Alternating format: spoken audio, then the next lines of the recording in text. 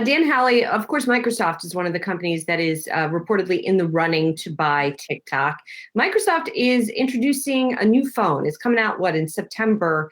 And what's unique about this, it has two screens. Yes, this is the Microsoft Surface Duo. It's one of their Surface products. It's a smartphone. It's their first smartphone since they killed off their original Windows phone. This, though, is going to run on Google's Android. Basically, it's going to work like a book. You open and fold it.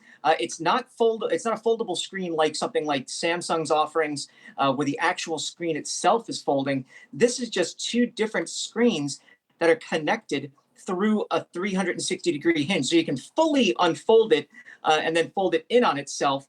The selfie camera becomes the main camera when you unfold it, and apps are supposed to be able to work interchangeably on screen. So you can copy something from one app on the left screen and put it right into this app on the right side screen.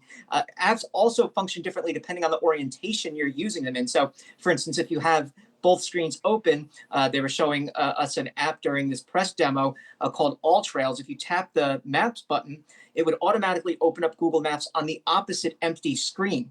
If you fold it, though, it would put Google Maps on top of the All Trail app. So it's really interesting to see how they're doing this kind of work between apps and between different functions for this device. It is going to be $13.99, so that's pretty pricey. It's up there with a lot of the premium phones now. It isn't as thick as you would think. It's just slightly thicker than the iPhone 11 Pro Max when closed, and when opened, it's even thinner.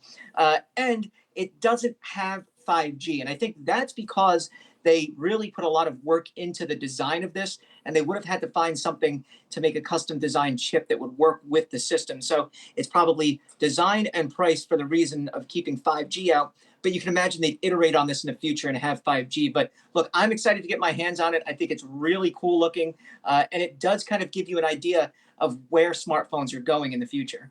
Hey, Dan, Microsoft has a really strong track record on smartphones, right? Every phone they've introduced in the past has been a smash hit. Yeah, they have the probably worst track record when it comes to smartphones that you can imagine, so much so that they just exited the business entirely. They had deals with Nokia for a while. They were producing Windows phones.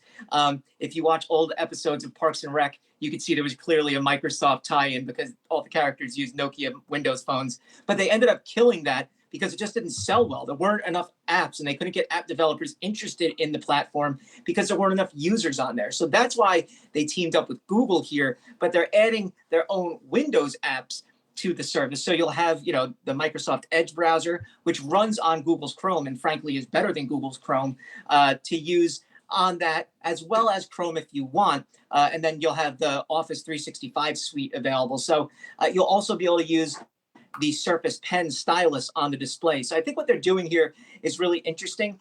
And, it kind of points to where Apple may have to go in the future. Look, they didn't go with large screen phones for a long time because they thought they were goofy. And then when people started buying them from Samsung, they said, oh man, we got to get into this race. So we could see something like this coming from Apple, but I would expect it far, far down the line at this point.